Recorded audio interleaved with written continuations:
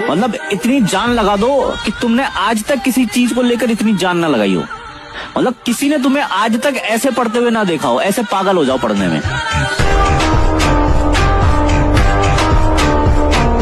मैं कह रहा हूं अच्छा डॉक्टर बनने की पहली शर्त है कि आप मेहनती होने, और किसी भी टाइम आपको बोल दिया जाए काम करो तो आपकी मोटर चालू हो जानी, ये नेसेसिटी है, not for need 2025, it is required for अच्छा डॉक्टर।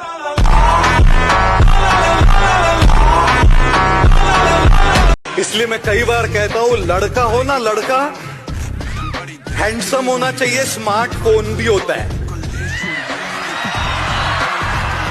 फोन है ना, फोन आईफोन होना चाहिए, क्योंकि S1, S2, S3, S4 train के सेकंड क्लास के डब्बे भी होते हैं। लड़की हो ना लड़की, अकलमंद होनी चाहिए। सूरत गुजरात में भी है।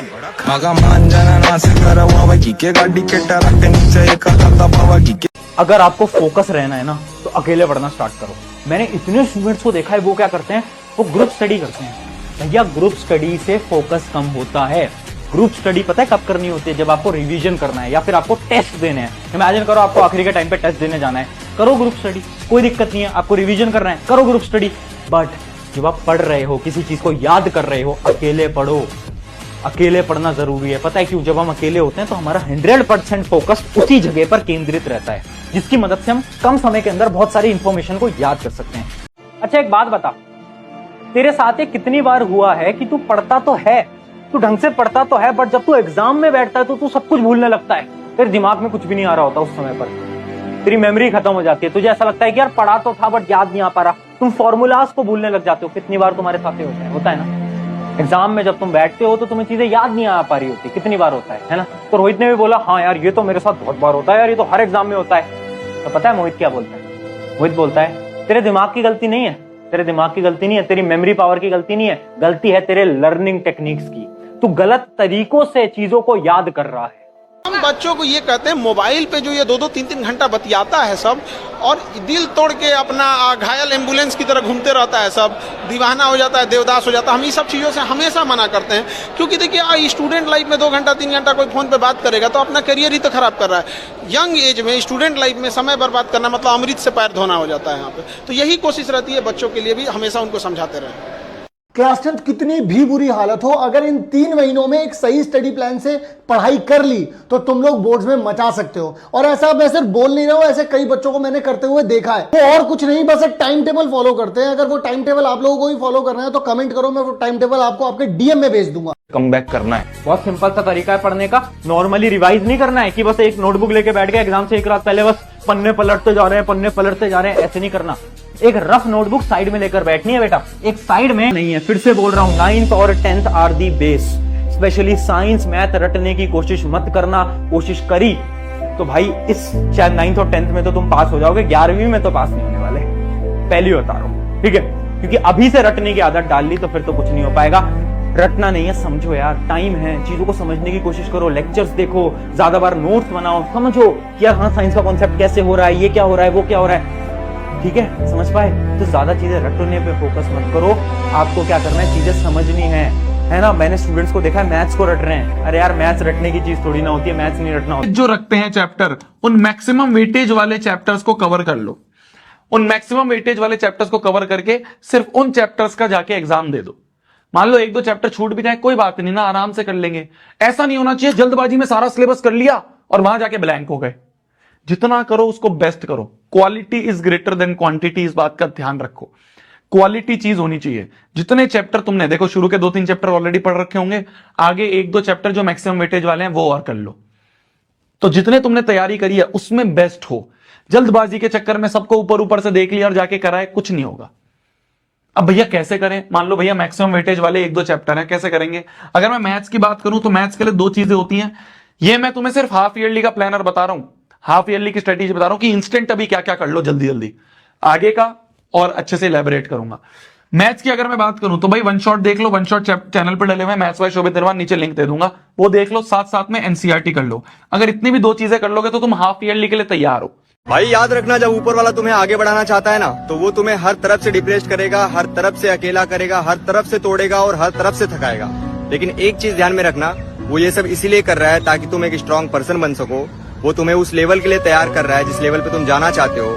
सो वेक अप बॉयज, डरो मत इन चीजों से, क्योंकि इसी को तो जिंदगी कहते हैं। लग जाओ बस, कुछ नहीं देखना आगे पीछे क्या चल रहा है दुनिया में, कोई बात नहीं। 3-4 महीने के लिए हमें आइसोलेट हो जाना है। जब फिर रिजल्ट लेके आओगे ना यार, उस रिजल्ट के टाइम में ना घर पे दिवाली वाला माहौल होता है, तब बनती है असली दिवाली। पटाखों से दिवाली नहीं बनती। दिवाली जब बनती है जब आप अच्छा रिजल्ट लेके आते हो, तब जो मम्मी पापा के स्माइल होती है फेस पे, उससे कहते हैं असली दिवाली। ये तो क्या है यार, हर साल आती है। वो सुना है तुमने, एड़ा बन के पेड़ा खा जाओ। यार ये बात बिल्कुल बढ़िया लगती है। जब तक सफल नहीं हो हल्ला मत मचाओ। बाहर 2 घंटे पढ़ लिए, बाहर जाके हल्ला मचाना शुरू हो गया, आज मैंने भाई इतना पढ़ लिया है। और लड़कों की तो बहुत समस्या होती है, पढ़ते 2 घंटा है, जाकर इंप्रेशन मारने के लिए बताएगा 6 घंटा। और फिर लोगों की एक्सपेक्टेशंस पूरी नहीं होती है, वहां से डिप्रेशन, दुख शुरू हो जाता है। ना ना ना ना ना, ऐसा नहीं करना है। शांत रहना है, किसी को अपने मूव्स नहीं बताने हैं। एड़ा बन के क्या खाना है, पेड़ा खाना। फिजिक्स के सवाल की तरह थी वो, फिजिक्स के सवाल की तरह थी वो, मैं जूलॉजी सा सुलझा हुआ था। फिजिक्स के सवाल की तरह थी वो, मैं जूलॉजी सा सुलझा हुआ था। मुझे क्या पता उसकी जुल्फे उलझी हुई थी या नहीं, मैं खुद उसकी जुल्फों एस्केपिज्म करते रहे कि तुमने आज तक किसी चीज को लेकर इतनी जान ना लगाई हो। मतलब किसी ने तुम्हें आज तक ऐसे पढ़ते हुए ना देखा हो, ऐसे पागल हो जाओ पढ़ने में।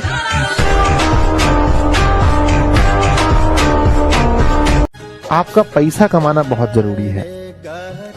अगर आप पैसा नहीं कमाएंगे ना, तो आपकी जो परिवार है बच्चों, आपके अपने लोग आपके सामने मर जाएंगे। आप अपने लोगों के, अपने परिवार के, अपने मम्मी के, अपने पापा के, अपने भाई की मदद नहीं कर पाएंगे। इसलिए जीवन में पैसा कमाना बहुत जरूरी है। इस देश का हर आदमी दूसरे के बारे में सब कुछ जानता है। यही उपलब्धि उसे चपरासी बनाती है, यही उसकी उपलब्धि उसे चपरासी बनाती है। अगर वो अपने बारे में जान जाए तो अंबेडकर बन जाए, अगर वो अपने बारे में जान जाए गांधी बन जाए, अगर वो अपने बारे में जान जाए कलाम बन जाए।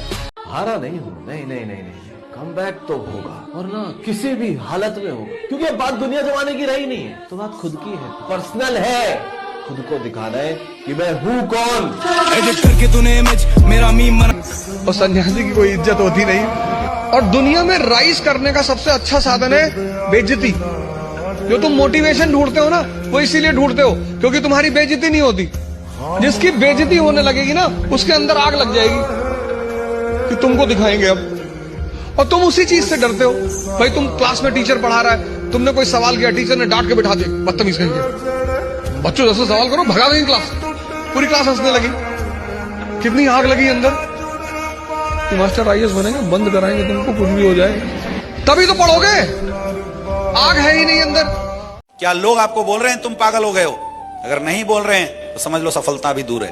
बोलना चाहिए, क्योंकि हर सफल इंसान को आम लोगों ने पागल ही तो बोला है। APJ अब्दुल कलाम लोग पागल बोलते थे, धीरू भाई अंबानी लोग पागल बोलते थे, कसन भाई पटेल लोग पागल बोलते थे, महेंद्र सिंह धोनी लोग पागल बोलते थे। पागल हो गया ये सरकारी नौकरी छोड़ के बैट उठा के दौड़ता फिरता है, पागल।